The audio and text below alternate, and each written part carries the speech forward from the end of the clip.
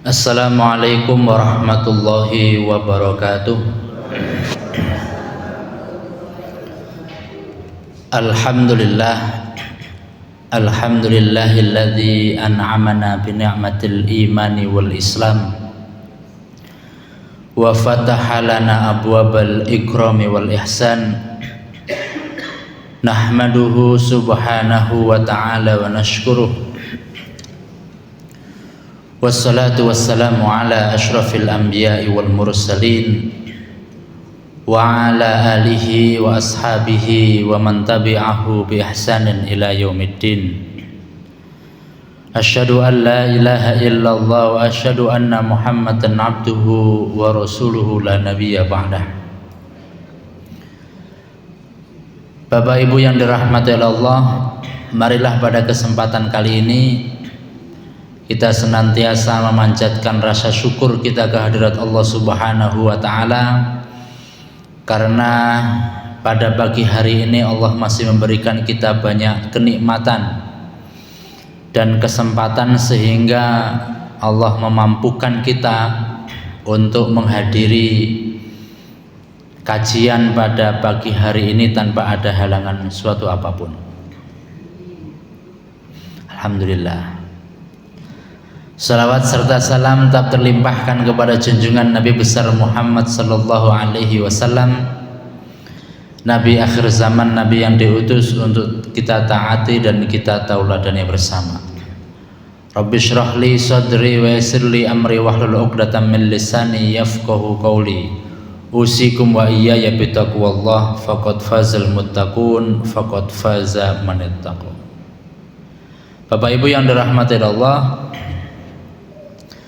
sebelum saya memulai kajian masih pada momentum Syawal, saya mengucapkan taqabbalallahu minna wa minkum.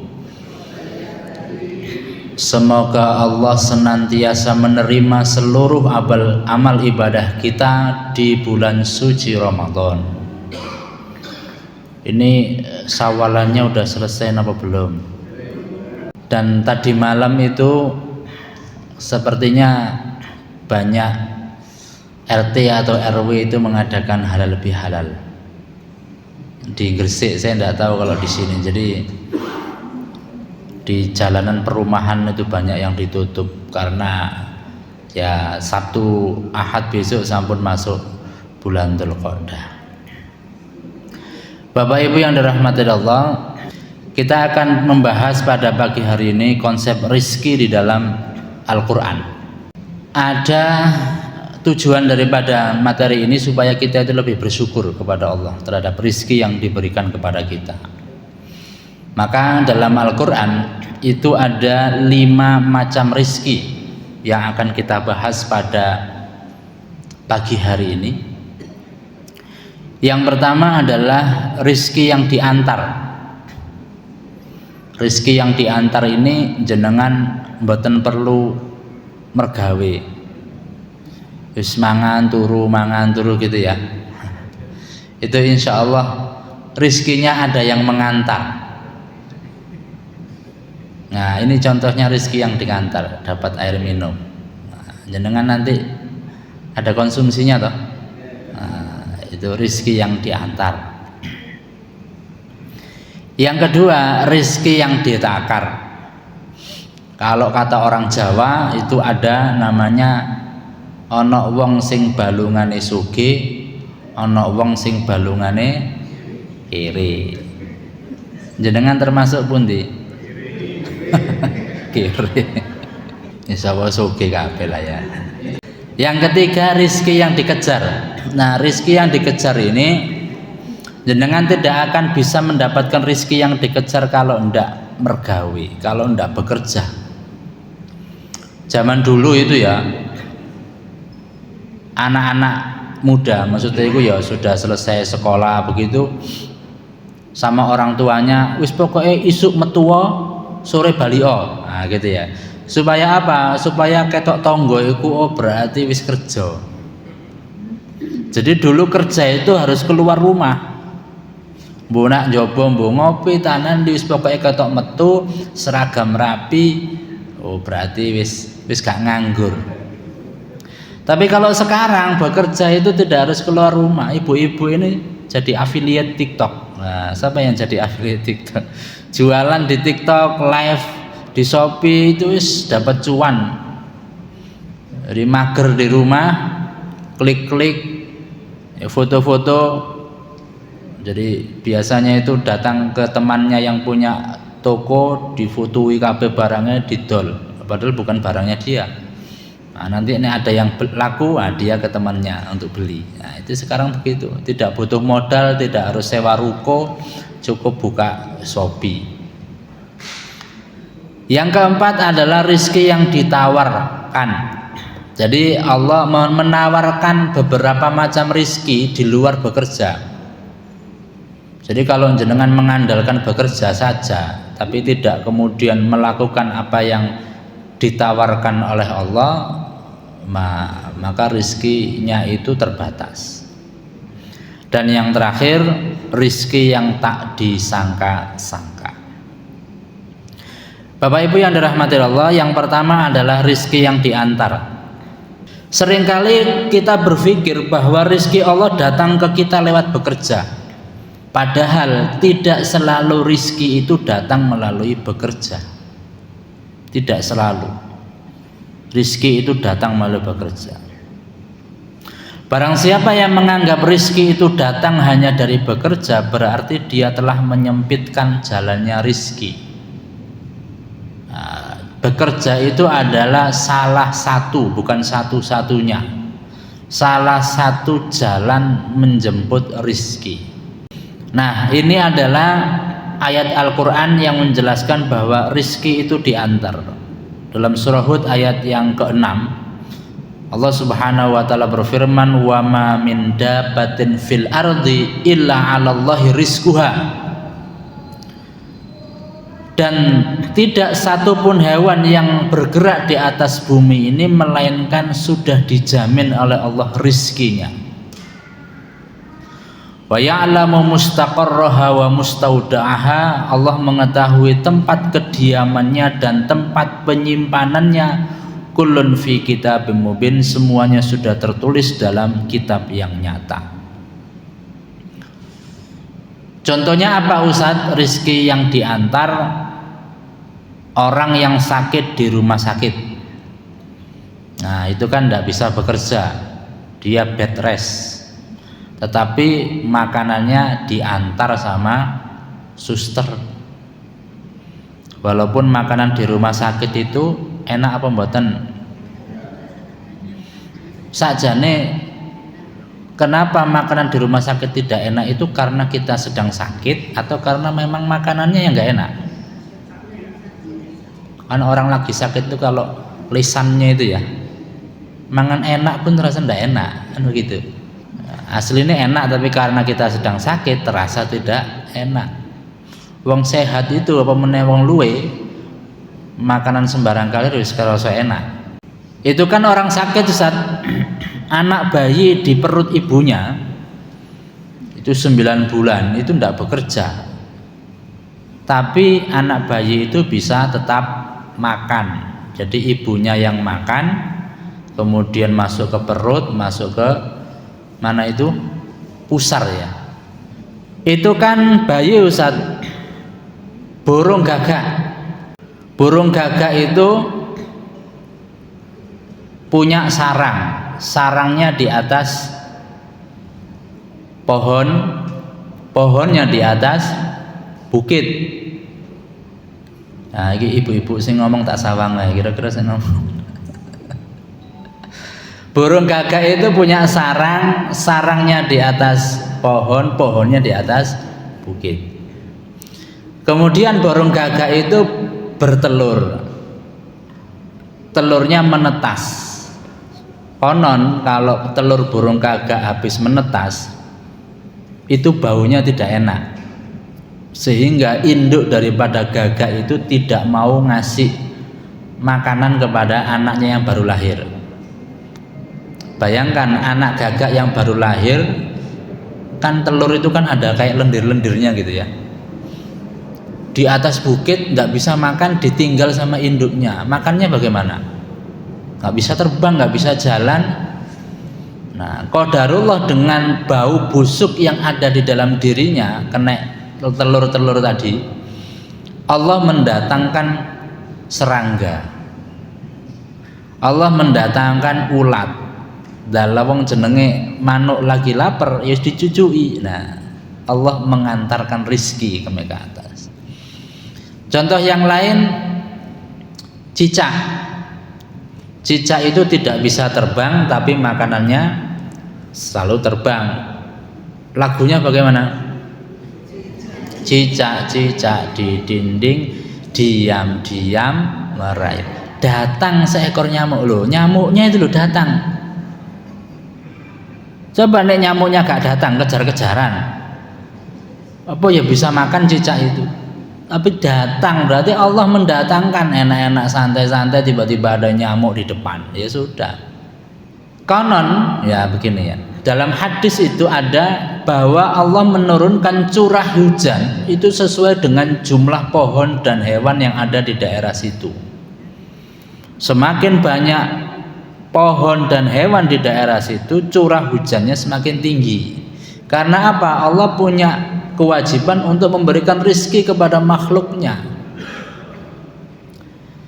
Coba kira-kira di Indonesia ini sering hujan apa jarang hujan? Sering hujan. Di Saudi sana banyak pohon apa sedikit pohon? Sering hujan apa jarang hujan? Jarang. Tahun kemarin itu ketika saya ke sana, tanya kepada salah satu mahasiswa UIM itu Universitas Islam Madinah, orang Gresik. Di sini apa pernah hujan? Pernah Ustaz, setahun sekali. Tapi sekali hujan langsung banjir. Ya soalnya tidak ada tumbuhan, dan Allah tidak punya kewajiban untuk memberikan rizki kepada makhluknya yang berupa tumbuhan dan hewan. Itu kan hewan Ustaz. Nah ini ada kisah. Dulu ada seorang alim ingin ngetes surah Hud ayat yang ke-6 ini.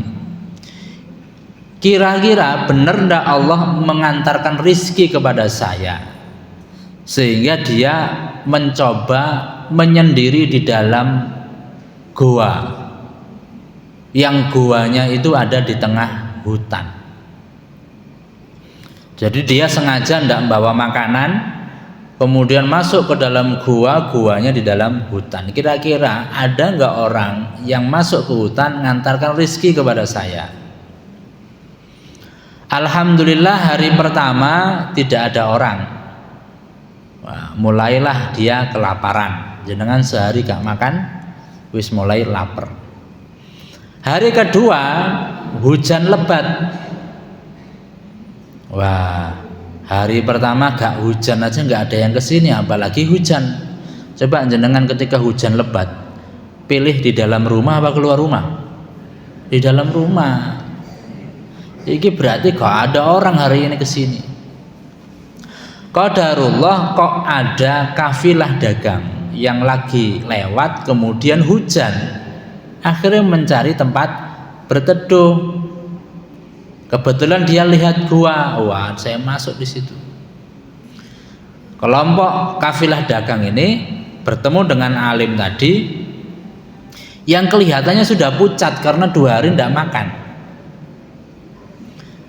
Terus kafilah dagang tadi menawarkan karena mau makan kan, monggo Pak makan gitu. Oh enggak. Jadi alim tadi menolak untuk makan. Akhirnya ya sudah kafilah dagang itu makan.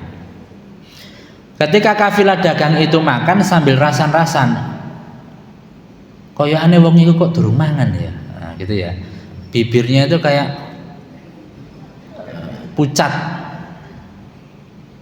Ya apa nek mari awak dhewe mangan iki, wong iku ayo diloloi mangan. Oh iya sepakat. Akhirnya setelah kafilah dagang itu makan, orang itu kan kafilah dagang itu beberapa orang, dicekeli tangane kanan kiri, sikile kanan kiri, maringo didulang mangan. Lalu orang alim tadi ketawa-ketawa. Kafilah dagangnya heran, loh ngapain sampean kok ketawa-ketawa? Iya, saya sebenarnya itu pengen ngetes surah Hud ayat yang ke-6.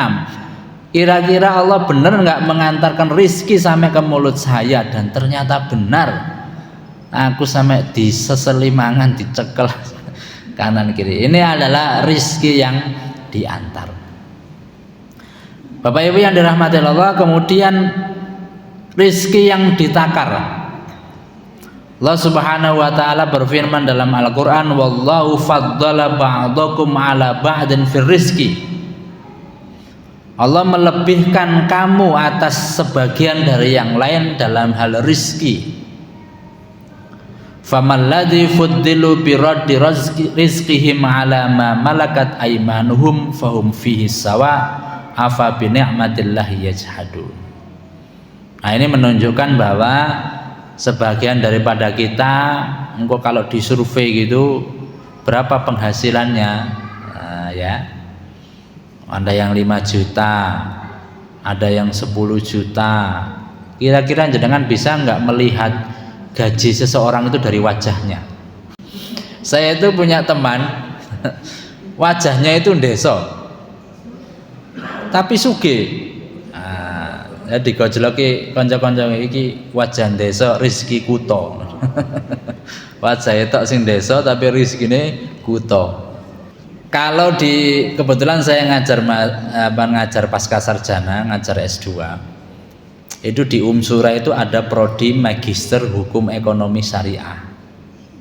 Mayoritas mahasiswanya itu hakim.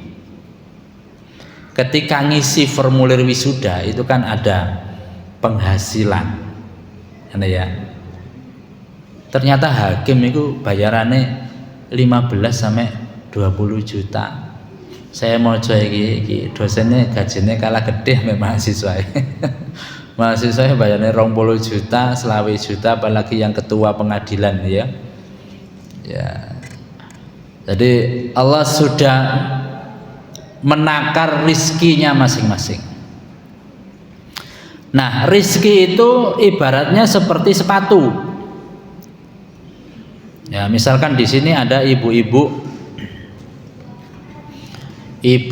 yang ukurannya sepatu 40 ada. Ada yang ukurannya 38. Misalkan ini ibu yang ukuran sepatunya 38 itu sepatunya bagus. Anggaplah sepatu kaca. Nah, sepatunya Cinderella. Tapi ibu yang ukuran sepatunya 40 itu sepatu tuku nanggone pasar gini. Anak pasar apa di sini? 50.000. Nah, bukan sepatu kulit ya, betul biasa rokok 50.000. Kira-kira ibu yang ukuran sepatunya 40 itu disuruh pakai sepatu yang ukuran 38 sepatu kaca itu cukup apa mboten? Dipaksa sakit apa enggak? Sakit. Itu adalah rizki. Contohnya dulu seperti Sa'labah, ya pernah dengar. Sa'labah itu orangnya melarat, bahkan baju itu pokoknya baju satu iki engko diumbah, engko dhek gawe kelambi sijine, engko sijine kotor digantian gitu. Suatu ketika Sa'labah ini sudah bosan dengan kemiskinan. Ya mungkin orang tuanya miskin, dia miskin, dan pokoknya itu turunan miskin. Akhirnya minta kepada Allah, ya Allah aku njaluk sugih, aku wis bosen miskin. Alhamdulillah dikasih kambing. Sa'labah ini orangnya sergemne masjid. Ya mungkin marbote masjid gitu ya. Sedurunge adzan iku wis disikine masjid. Ini kajian tadi mungkin paling di sini masjid melu kajian. Itu ada panitia, ada doorpress enggak yang hadir pertama kali jamaah menghadiri kajian. Kemudian dikasih sama Allah kambing 5. Dia masih sergap ke masjid. Kambingnya beranak menjadi 20. Ke masjid 5 waktu tapi masbuk. Nah, awalnya itu nih masjid durunge adzan melu buka Pintune masjid melu nyapu-nyapu, barang wedhuse 20 nek masjid tapi masbuk. Wedhuse 50 nak masjid iku subuh, maghrib, isya, zuhur, asar wis gak tau nek masjid. Soalnya apa? Ya ngurusi wedhus. Wedhuse 100 wis gak tau nek masjid. Akhirnya kemudian semakin banyak rizkinya semakin tidak bersyukur. Akhirnya Allah mengambil kembali kambing-kambingnya, ada yang hilang, ada yang ketabrak, ada yang sakit. Akhirnya balik melarat meneng, balik nang masjid. Masuk jenengan nang masjid ngenteni melarat. Sama kayak kemarin mungkin ada yang nyalon anggota DPR. Wis entek akeh ngedol omah, ngedol tanah gak dadi. Stres. Ternyata di mana itu Menur itu setelah pilkada itu kamar-kamarnya penuh karena banyak pasien baru. Allah tahu kita itu tidak amanah kalau dijadikan anggota DPR setahun itu wis kena OTT KPK. Ini barusan saya dengar di Suara Surabaya, Bupati Tulungagung kena tersangka korupsi. 1 tahun jadi anggota dewan karena kita nggak amanah, kita korupsi, kena OTT KPK, melbu penjara, bojone njaluk pegatan, anaknya kena narkoba, buyar. Maka jari Allah wis gak usah aneh-aneh di anggota DPR, sopo Masjid Al Ikhlas sae, uripe tenang, ayem. Lah ngoten. Kemudian yang ketiga, rizki yang dikejar. Nah, ini ayatnya untuk para lelaki. Karena apa? Karena konteksnya sholat Jumat. Fa idza qudiyatis sholatu fantashiru fil ardi. Kalau selesai sholat Jumat maka menyebarlah di seluruh muka bumi, wabtahu min fadlillah. Untuk apa? Untuk mencari karunia Allah, untuk mencari rizki Allah. Wadhkurullaha katsiran la'allakum tuflihun, dan ingatlah Allah sebanyak-banyaknya supaya kalian beruntung. Saya tanya, kenapa sholat Jumat itu khusus laki-laki, tidak untuk perempuan? Ada yang bisa jawab? Kenapa sholat Jumat itu untuk laki-laki? Kenapa perempuan itu tidak ikut sholat Jumat? Karena ibu-ibu itu gak seneng diceramahi. Coba bapak-bapak nyeramai ibu-ibu ndek omah lah balik diceramahi kan.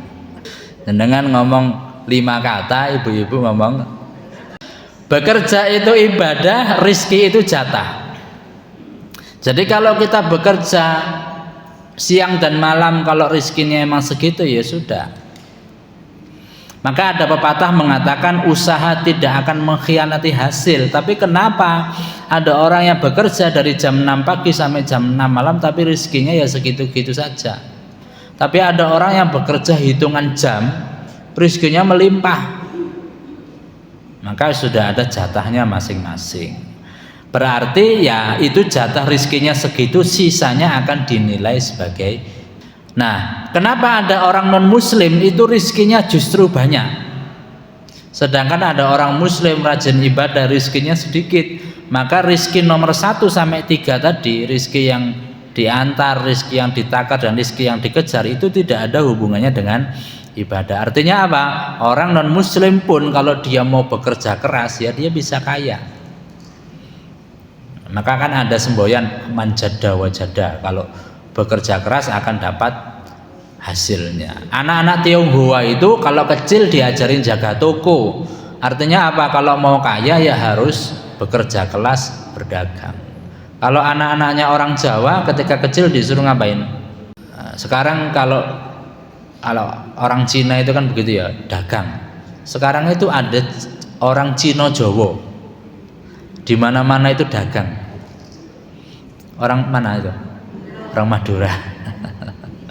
Saya kemarin ke Makassar, ada apa namanya itu kaki 5 gitu jualan. Saya tanya, orang mana? Orang Madura. Di Makassar jualan. Nah, di mana-mana ada. Anak CEO perusahaan besar tidak langsung diberi jabatan, tidak langsung diberi kendaraan, tetapi diminta jadi karyawan paling bawah di perusahaannya. Bapak Ibu, kalau mau didik anak, biasanya begini ya, kita mungkin ada Bapak Ibu yang dulu itu melarat, yang ya susah lah hidupnya. Kemudian dia itu ingin balas dendam. Dalam arti apa? Balas dendam dalam arti saya nggak mau anak saya susah kayak saya susah dulu. Nah, begitu ya, sehingga semuanya difasilitasi. Pokoknya gak gelem anak isoro. Padahal Bapak Ibu bisa menjadi seperti sekarang karena dulu ada keterbatasan. Dan anak-anak itu kalau terlalu sering difasilitasi, semuanya tidak ada batasnya, itu tidak akan menjadi anak-anak yang tangguh. Jadi susah sedikit diewangi, gak iso sithik diewangi. Sesekali kuliah biarkan, tak kayak duit 500, loh kurang ya, ndelok dhewe misalnya begitu. Dia akan survive, dia akan nyari pekerjaan, dia akan menghemat. Itu yang akan menjadikan nanti dia menjadi anak yang tangguh dan mandiri.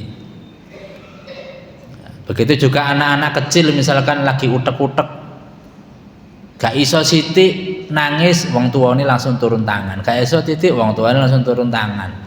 Kalau kemudian anaknya ndak bisa, ayo berusaha lagi, dimotivasi aja. Lama kelamaan dia akan berusaha, akhirnya bisa sendiri. Nah, bekerja itu salah satu cara untuk mendapatkan rezeki, dan bekerja itu salah satu bentuk daripada ibadah. Yang keempat adalah rezeki yang ditawarkan. Nah, Allah menawarkan beberapa rizki di luar daripada bekerja. Yang pertama adalah melalui sedekah. Ini ayatnya sudah populer. Matsalul ladzina yunfikuna amwalahum fi sabilillah kamatsali habbatin ambatat sab'a sanabila fi kulli sumbulatin mi'atu habbah wallahu yudha'ifu liman yasha wallahu wasi'un alim. Itu seperti 7 tangkai yang setiap 7 itu ada 100. Jadi kalau kita sedekah bisa dilipatkan menjadi 7 bahkan 700 bahkan tidak terbatas. Dan waktu sedekah yang terbaik itu adalah di waktu subuh. Jenengan sholat jamaah subuh ambek sangu uang 50.000, 100.000 dimasukkan di masjid. Kemudian yang kedua melalui salat duha. Qala Rasulullah sallallahu alaihi wasallam, ya ibna Adam irka'li min awwalin nahar arba'a raka'atin akfika akhirahu. Wahai anak Adam, kerjakanlah untukku 4 rakaat di awal siang salat duha, niscaya aku akan mencukupi di akhir harimu. Salat duha itu dimulai kapan? Ya sekitar 15 sampai 30 menit setelah syuruk, dan berakhirnya sekitar 30 menit sebelum waktu zuhur. Afdoliyahnya adalah ketika matahari sudah menghangatkan kulit. Kapan itu? Nah, coba jenengan sekarang keluar itu kayak soto hangat gitu ya.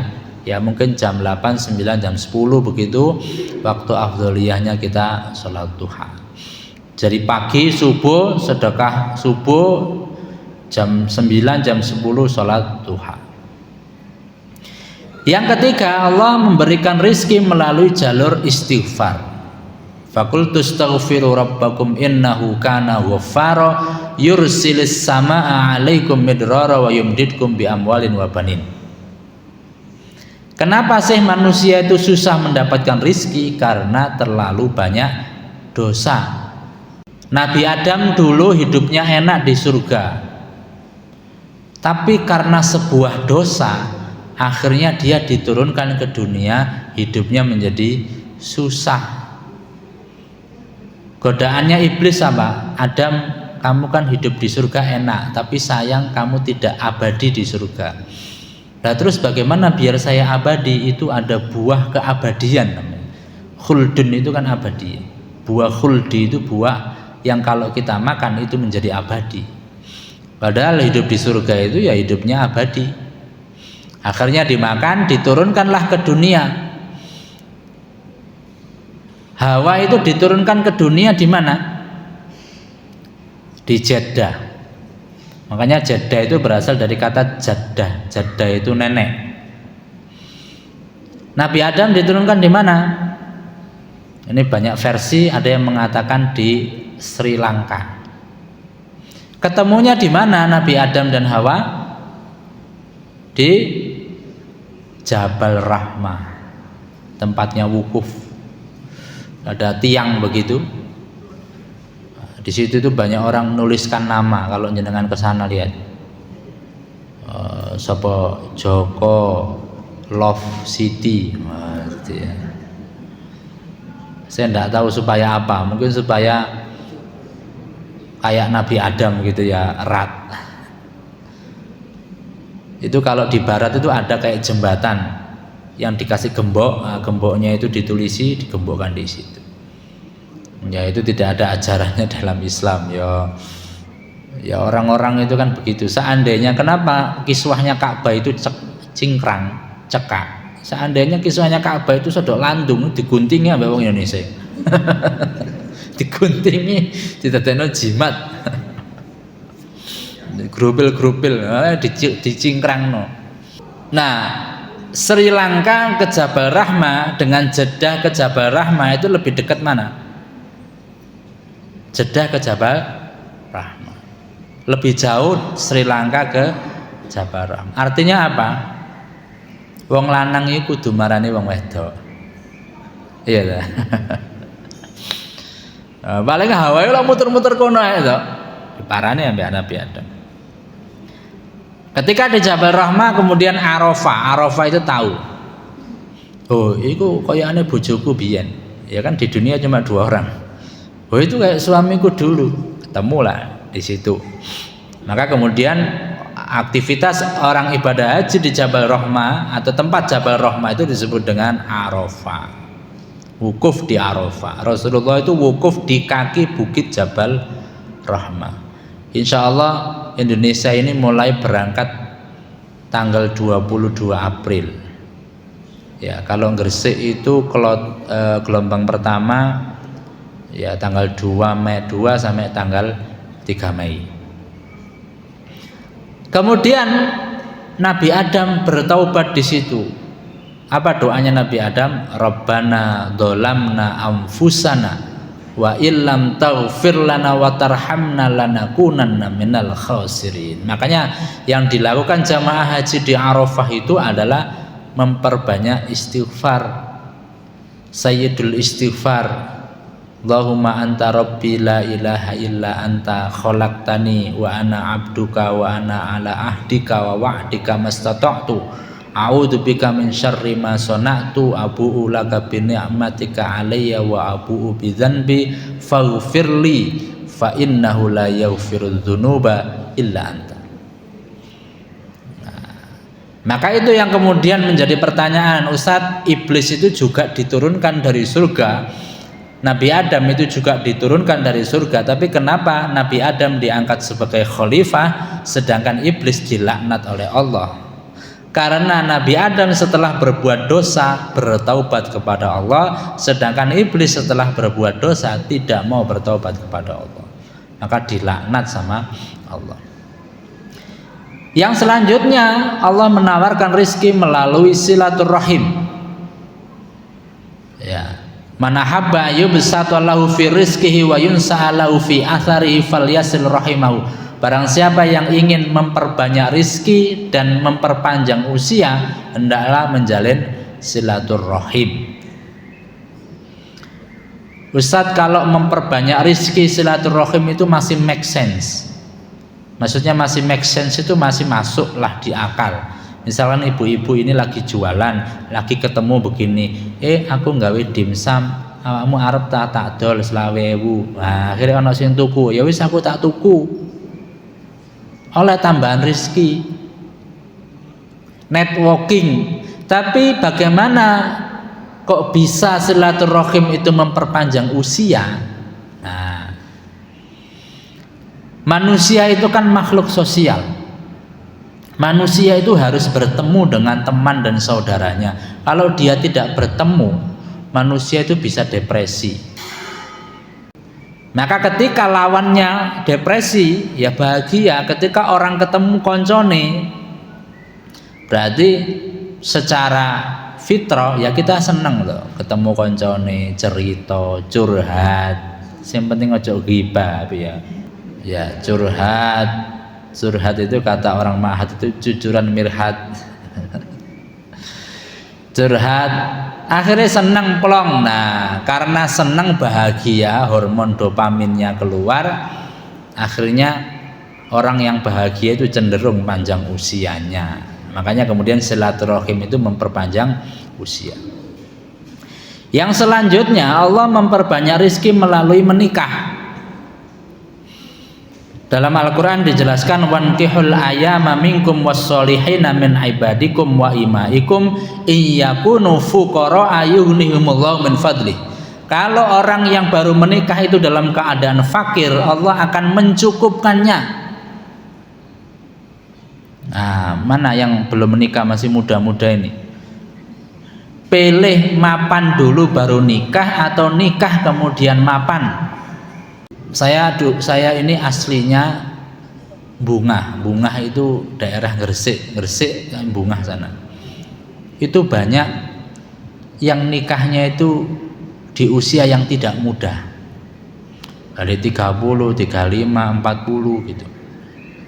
Ketika saya memutuskan menikah di usia 25 tahun, wah, orang-orang termasuk keluarga itu banyak yang mencibir. Bayaranmu piro wani rabi? Mana ya? Waktu itu bayaran saya cuma 400.000. Saya jawablah dengan ayat ini, iyakunu fuqara yughnihimullahu min fadli. Lha nek wong rabi iku rezekine justru dibuka. Masih ya bayaran ke 400.000, nek aku rabi, insyaallah Allah akan membukakan jalan rezeki. Wah, dengan yakin seperti itu. Alhamdulillah 1 tahun setelah menikah saya punya anak. Saya ikut tes seleksi beasiswa S3 Kemenak. Dari 125 itu yang diterima 25. Alhamdulillah saya masuk. Dari Sura itu saya, dari Sida itu Bu Istiqomah. Nah, Bu Dokter Istiqomah. S3 gratis plus dapat living cost 2 juta per bulan. Berarti bayarannya berapa? 2.400.000. 2 juta itu gak dikongen kerja, dikongen sinau dapat duit 2 juta. Kalau sekarang katanya sudah 4 juta sampai 5 juta living cost. Langsung terbukti. Lah Ustadz, kalau bapak ibu ini kan sudah pada menikah, cara ngetesnya ini bagaimana? Ada bapak ibu yang punya anak perempuan yang belum nikah? Bapak ibu punya anak perempuan nih, sudah kuliah, sudah apa namanya? Ya, sudah remaja. Datanglah seorang laki-laki ke rumah bapak ibu. Pak, Bu, nah, kula rencange sapa? Silvi misalnya. Kula kok remen kali Silvi, kula badhe ngelamar Silvi. Lho sampean penggaweane apa, Nak? Kula namung ojol, Pak. Ya ojol niku bayarane piro? Mboten tentu, Pak. Kadang rame, kadang nggih sepi. Nah, tapi arek iki nggih alhamdulillah nggih apik, rajin salat, anaknya baik. Ini dites, jenengan berani ndak nerima? Terus mari ngono jenengan tanya, lho kok cukup tak gawe biayane anakku? Remaja itu menjawab dengan surah An-Nur ayat 32, iyakunu fuqara ayughnihim. Ya dites. Banyak orang-orang yang ketika awal menikah itu tidak punya apa-apa. Tapi dalam perjalanan karena imannya, karena kerja kerasnya, Allah memberikan rizki sehingga dia menjadi orang sukses. Dan tidak sedikit orang yang ketika awal menikah punya apa-apa, wis cemepak kabeh, duwe omah, duwe mobil, duwe gawean, tapi dalam perjalanan karena dia tidak amanah, karena dia orangnya mungkin ibadahnya kepada Allah, kedekatannya dengan Allah kurang, Allah mengujinya dengan kesengsaraan, terlilit hutang, di PHK. Nah ya apa? Maka tidak kemudian menjamin ketika di awal itu tidak memiliki apa-apa, kemudian ke depan itu ya begitu terus, semua ada prosesnya. Maka ini ada guyonan di TikTok itu. Yang namanya bapak-bapak itu kan sangat khawatir dengan anaknya yang perempuan. Malam Pak, ya malam. Ada apa? Saya mau ngajak Silvi nonton Pak. Aku melok. Tahu ya? Tapi tiketnya cuma 2 Pak. Awakmu tak panggu. Tapi filmnya horor Pak, aku merem. Jadi saking khawatirnya kita kepada anak kita yang perempuan. Nah yang terakhir adalah rizki yang tak disangka-sangka. Wa man yattaqillaha yaj'al lahu makhraja wa yarzuqhu min haitsu la yahtasib. Barang siapa yang bertakwa kepada Allah, maka Allah akan memberikan jalan keluar dan akan memberikan rizki dari arah yang tidak terduga-duga. Selama rizki itu masih jenengan bisa sangka, misalkan wah iki maring ini tanggal 1 aku gajian, itu bukan rizki yang tak disangka-sangka. Jenengan bisa menyangka. Rizki yang tak disangka-sangka itu tidak terfikirkan sebelumnya. Ya mohon maaf ya, kemarin itu saya diminta menjadi pembaca doa di acara Ginsi. Ginsi itu adalah gabungan importir nasional seluruh Indonesia. Bayangan saya doa, halah doa paling ya ngapunten paling ya berapa sih doa, dan tidak ada harapan apapun mulu-mulu. Ya qadarullah, ternyata kok Allah memberikan yang luar biasa di luar sangkaan. Nah itu kan berarti rezeki yang tak disangka-sangka. Jenengan misalkan butuh kendaraan, tidak pernah menyangka ada orang yang memberi, ternyata kok diberi. Itu yang rezeki yang tak disangka-sangka. Nah di sini bapak-bapak sering mendengar firman ini, waman yattaqillah, barang siapa yang bertakwa kepada Allah. Takwa itu artinya apa? Waqoyaki wikoyah, berhati-hati dari dosa. Semakin kita banyak dosa, kita itu semakin susah. Dalam surat Toha dijelaskan, waman a'radu an dzikri fa inna lahu ma'isyatan dongka. Barang siapa yang berpaling dari peringatanku, berarti dia banyak berbuat maksiat dan dosa, maka baginya kehidupan yang sempit, uripe susah. Nabi Adam itu karena sebuah dosa hidupnya menjadi susah di dunia. Dulu pengen apa-apa karek ngertek nek ati wis teko dhewe. Pengen susu teko susu, pengen kopi teko kopi, pengen buah teko buah. Tapi karena sebuah dosa di dunia dia tidak bisa. Kudu ngetik dhisik, kudu bayar dhisik baru teko wonge. GoFood.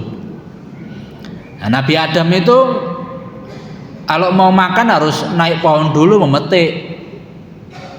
Apakah manusia berhenti berbuat dosa terus berbuat dosa? Tidak bisa memetik, harus nanam. Nanam, diramut, sudah besar, dipetik, dimakan. Apakah manusia berhenti berbuat dosa terus berbuat dosa? Tidak bisa nanam, harus beli. Kerja pagi, pulang pagi hanya untuk mencari rezeki. 3 lebaran nggak pulang-pulang. Namanya Bang Toyib. Tidak bisa bayar. Apakah manusia berhenti berbuat dosa terus berbuat dosa, akhirnya nggak bisa beli, utang.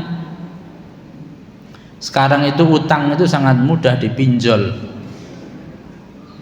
Pinjol itu kayak orang riba di zaman jahiliyah.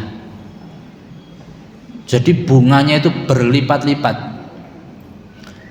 Jenengan pinjam 5 juta, iso dadi 50 juta. Ini ada banyak kasus itu. Jadi jenengan kalau pinjam pinjol yang ilegal, ya itu kalau kan banyak tulisan-tulisan itu ya, itu mesti di accept gitu aja. Itu padahal ini menurut penuturan pengalaman orang yang terjerat pinjol ya. Dan itu semuanya diterori, dulure, bojone, wis kuwabe diteleponi. Itu sebenarnya apa? Durasi pinjamannya itu gak sampai sebulan. Kalau kita pinjam di bank normal gitu kan 1 bulan, bulan depan mulai nyicil, bulan depan mulai nyicil. Dia ndak 2 pekan, hari ke-16 sudah ditagih.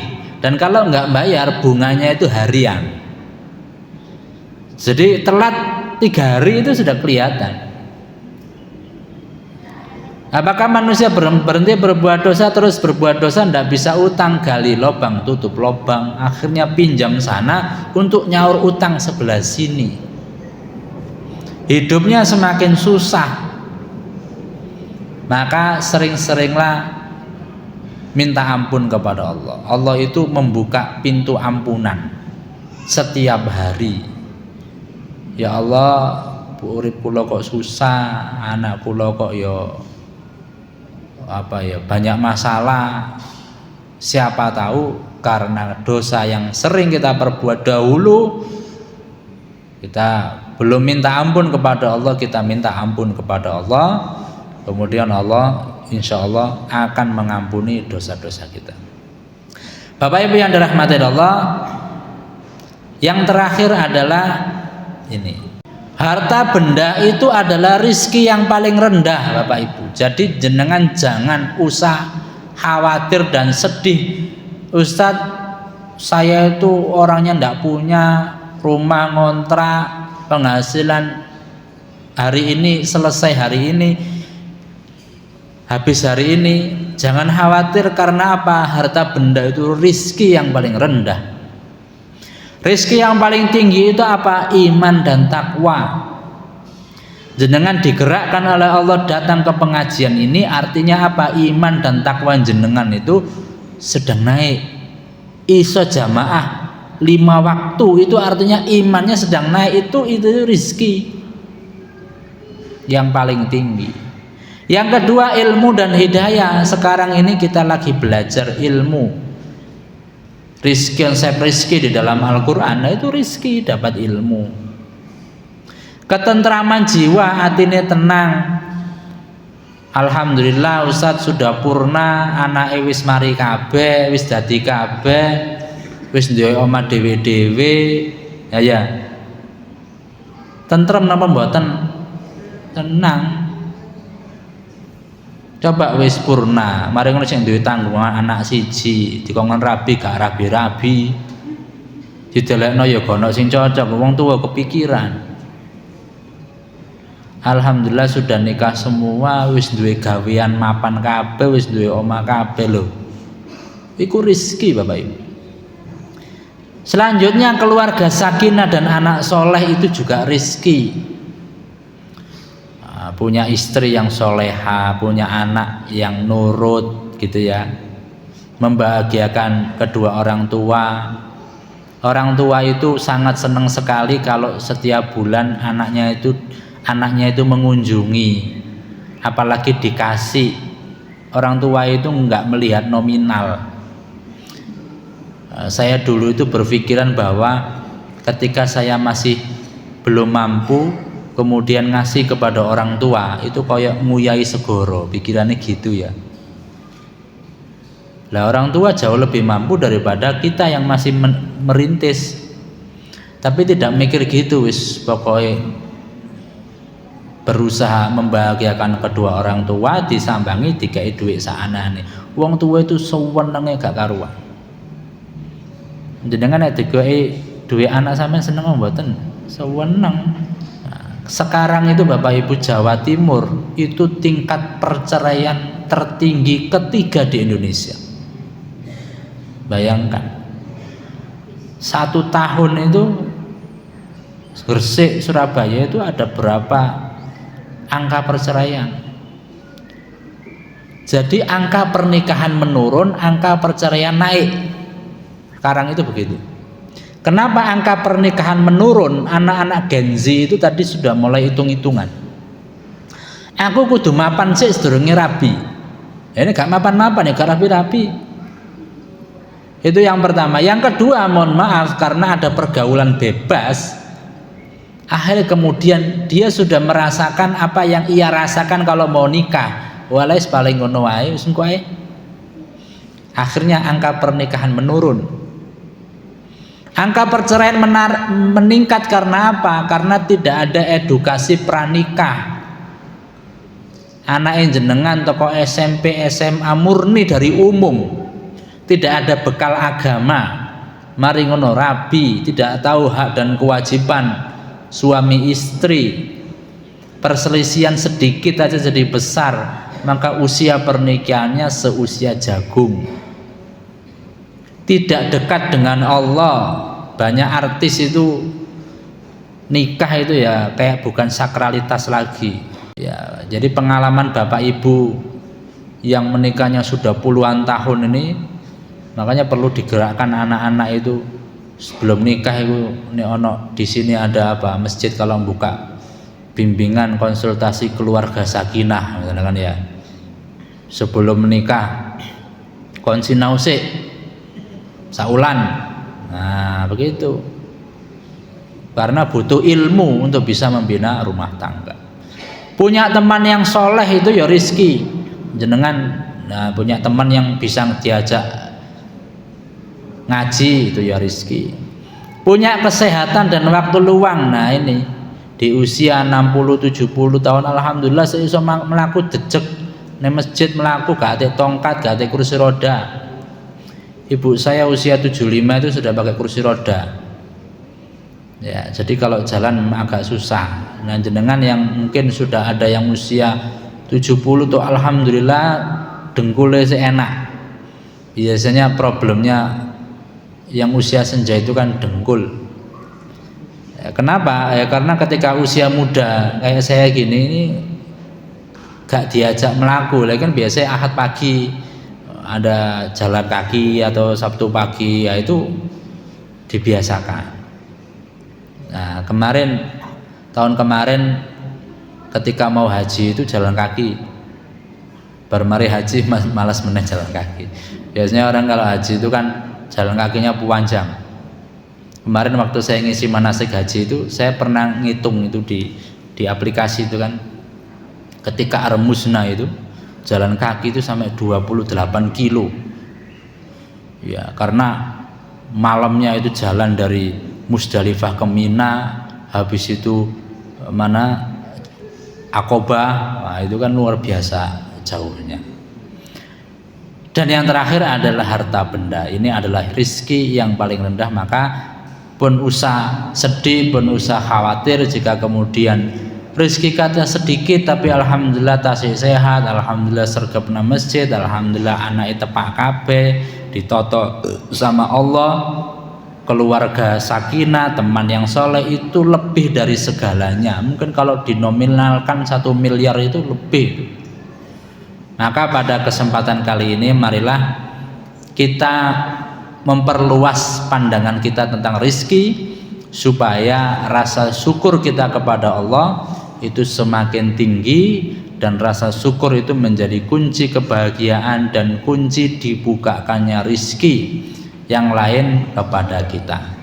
Mungkin itu yang bisa saya sampaikan di akhir ini. Marilah kita berdoa kepada Allah, semoga Allah senantiasa memberikan rizki yang berkah kepada kita semua. Semoga Allah memberikan kekuatan iman dan ketakwaan kepada kita, sehingga kita bisa senantiasa untuk melakukan taqarrub kepada Allah Subhanahu wa taala. A'udzubillahi minasyaitonirrajim. Bismillahirrahmanirrahim. Allah alhamdulillah hamdan na'imin hamdan syakirin hamdan yuwafi ni'amahu wa yukafi mazidah. Ya Rabbana lakal hamdu kama yanbaghi lil jalali wajhikal karim wa 'azimi sultanik. Allahumma inna nas'aluka minal khairi kullihi ajilihi wa ajilihi ma 'alimna minhu wa ma lam na'lam, wa na'udzubika min syarri kullihi ajilihi wa ajilihi ma 'alimna minhu wa ma lam na'lam.